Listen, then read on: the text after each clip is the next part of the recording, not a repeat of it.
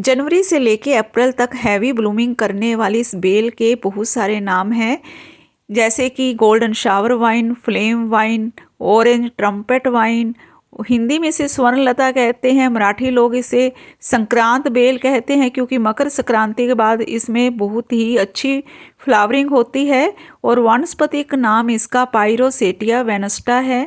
इस वाइन को कटिंग से आसानी से ग्रो किया जा सकता है। इसकी कटिंग थोड़ी पेंसिल से कम थिकनेस की हो, वो जल्दी ग्रो हो जाती है। इसको पानी में आप लगा दें, 3-4 कटिंग एक साथ पानी में लगा दें तो 1 महीने के अंदर अंदर इसमें रूट्स आ जाती है। उसके बाद आप इसको मिट्टी में शिफ्ट कर दें। नवंबर से इसमें तेज़ी से ग्रोथ होनी शुरू होती है और जनवरी में ये फ्लावरिंग करने लगता है। और सबसे बड़ी विशेषता इस पौधे की ये है कि इसमें हमेशा हरियाली बनी रहती है। पौधे इसके साल भर हरे भरे रहते हैं, चाहे फूल आए या ना आए। इसका पौधा चाहे आप नर्सरी से लेकर आएँ या फिर खुद ग्रो करें कटिंग से, जैसे कि मैंने किया है। अब इसको जब शिफ्ट करना है तो आपको किसी बड़े पॉट में करना है। पॉट कम से कम 15 इंच का तो ज़रूर होना चाहिए, तभी फ्लावरिंग अच्छी होगी। कटिंग से लगाए इन पौधों को अब मुझे बड़े पॉट में रिपोर्ट करना है। तो इस समय ठंड बहुत ज़्यादा है, 12 दिसंबर है आज। तो ठंड में हमें किन बातों का ख्याल रखना है वो भी मैं आपको बताऊंगी। और सेकंड बताऊंगी कि बड़े पॉट में जब हम मिट्टी भरते हैं तो उसमें क्या क्या ऐड कर सकते हैं जिससे कि मिट्टी हमारी हल्की रहे, पॉट ज़्यादा भारी ना बने। और इसके साथ ही आप देख रहे हो मेरी बगिया की छोटी सी इस समय की झलक कि कौन कौन से फूल इस समय खिल रहे हैं और कौन कौन सी मैंने इस समय सीडलिंग लगाई हुई है। मेन टॉपिक पर बात करें इससे पहले आप सभी को मेरा नमस्कार। मैं मधु बगिया की महक में आप सभी का स्वागत करती हूँ। बहुत ज़्यादा सर्दी और बहुत ज़्यादा गर्मी में यदि रिपोर्टिंग करनी है तो 2 बातों का ख्याल रखें। नंबर 1, पौधा उस समय सोया हुआ नहीं होना चाहिए, उसका ग्रोइंग पीरियड होना चाहिए। यानी सर्दी के पौधे की हमें गर्मियों में रिपोर्टिंग नहीं करनी और गर्मियों के पौधे की हमें सर्दी में रिपोर्टिंग बिल्कुल नहीं करनी। और दूसरी बात का ये ख्याल रखना है कि पौधे की जो रूट्स है बिल्कुल भी डिस्टर्ब नहीं करनी अगर ज़्यादा सर्दी या ज़्यादा गर्मी में आप रिपोर्टिंग कर रहे हो। बस इन 2 बातों का ख्याल रखें तो हमारी रिपोर्टिंग कभी भी असफल नहीं होती। चलिए अब रिपोर्टिंग करने का काम शुरू करते हैं। तो मैंने एक देखिए बड़ी बाल्टी ली है, ये ख़राब हो गई थी तो इसी को हम पोट बना लेते हैं। इसके पीछे होल बना दिया है। लोहे की कोई भी नोकदार चीज़ हो उसको गर्म करके हम प्लास्टिक में होल बना सकते हैं और इस होल पर हम टूटे हुए गमले का टुकड़ा रख देंगे।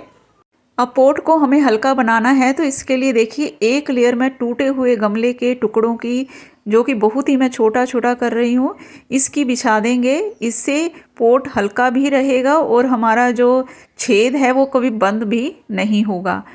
इसकी जगह आप ईंट के भी छोटे छोटे टुकड़े करके डाल सकते हो, वो भी बहुत अच्छा रहता है।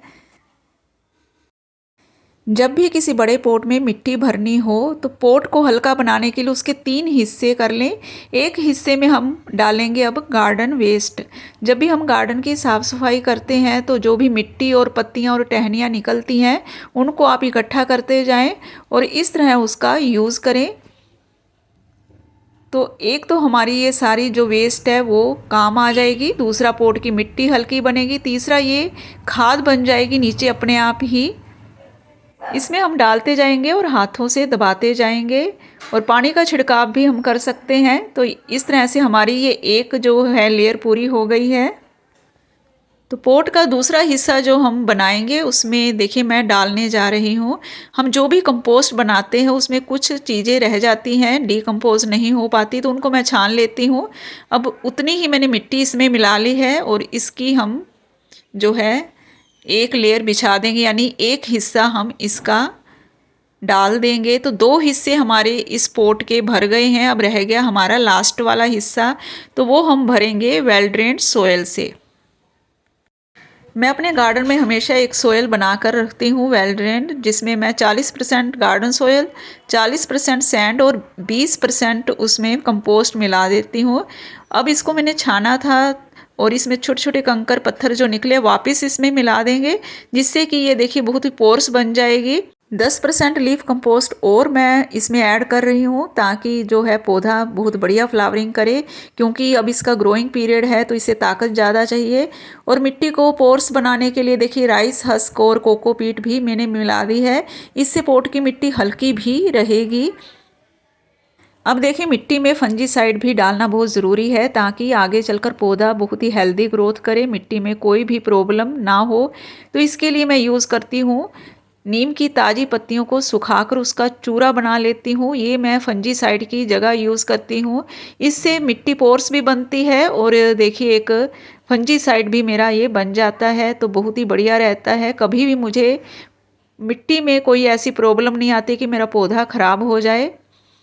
तो इस तरह से मुफ्त में ही हमारे पास ये बन जाता है। अब पॉट का लास्ट हिस्सा जो हम इस मिट्टी से भरेंगे और इसमें अब वो पौधा लगा देंगे जो हमने फ्लेम वाइन का छोटा सा कटिंग से ग्रो किया है।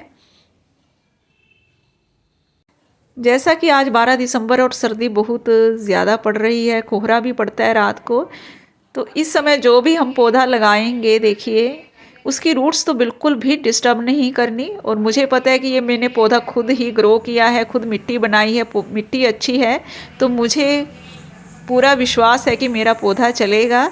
और मुझे डर भी नहीं है कि मिट्टी पता नहीं कैसी होगी अगर नर्सरी से लेकर आते हैं। इसको हल्के हाथों से हमने निकालना है। अगर पौधा निकालने में दिक्कत हो तो आप पॉली बैग को भी फाड़ सकते हो, आराम से निकाल लें। और ये देखिए रूट्स देखिए कितनी अच्छी नीचे तक आ गई हैं। बस इसको आराम से इसके ऊपर रखूँगी और फिर मिट्टी डालकर इसमें पानी दे देंगे और ये हमारा पौधा लग जाएगा। फ्लेम वाइन का ये पौधा आप भी लगाएं, अगर नर्सरी से आपको मिलता है तो ज़रूर लेकर आएं। और आप 15 जनवरी के बाद इसकी रिपोर्टिंग करें अगर नर्सरी से लेकर आते हो। तो ये बहुत ही लक्की प्लांट है, जैसा कि मैंने बताया फेंग शुई में इसका काफ़ी महत्व है। इस पौधे के आगे की अपडेट भी मैं अपनी वीडियो में आपको देती रहूँगी, इसलिए मेरे साथ जुड़े रहिए। इसी के साथ ही मैं आज की यह वीडियो समाप्त करती हूँ। फिर मिलेंगे नेक्स्ट वीडियो में नए टॉपिक के साथ। तब तक के लिए नमस्कार, हैप्पी गार्डनिंग।